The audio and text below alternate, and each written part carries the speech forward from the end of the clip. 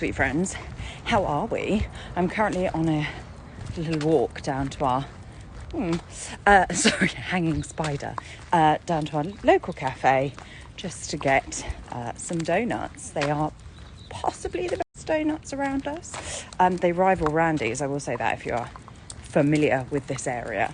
Happy Tuesday. Yesterday was an exciting day because the podcast episode with Train Happy, Tally, came out, which was a very full circle moment for me because I've listened to that podcast for years. It might not be quite as exciting as that, but I do have local walking group, which we're doing in about an hour. Must get one skates on. And a quick note on walking. I've actually fallen back in love with walking. I know that sounds a bit bizarre, but I have quite a few people. This is not my finest hour. I really apologise. I have quite a few clients. People say, well, you know, running is so much more efficient, or I know I should be running and not walking, etc., etc.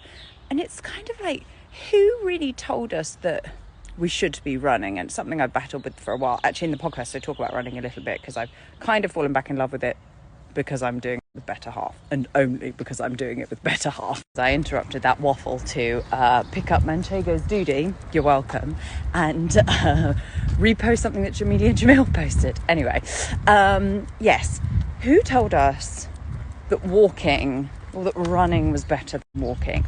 Because really, it's all... who told us that? Because my reason for waffling about this is because, you know, yes, running might be better for some. Walking might be better for some too, from a physical and or mental place.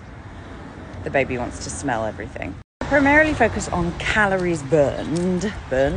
I can understand why one would focus on running because to a degree it is a more efficient way to arguably burn calories. But if you are not enjoying running, if you have knee pain, if you have lower back pain, if hell, you're just dreading going out and running, but walking is more physically doable, is more emotionally doable.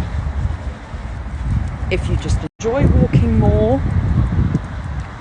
by gum, just walk. Which is what we are doing right now, although right now I'm currently trying to get Manchego to stop smelling everything. Why I've started this local walking group, I know that scared me too, Manchego, is that, you know, it makes walking is also so much more emotionally doable for so many of us.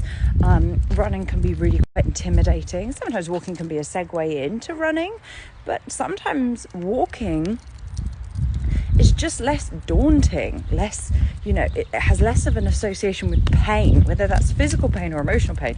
From previous experience, like I used to force myself on runs in London, and it sometimes I liked them, but 9 times out of 10 I really hated it.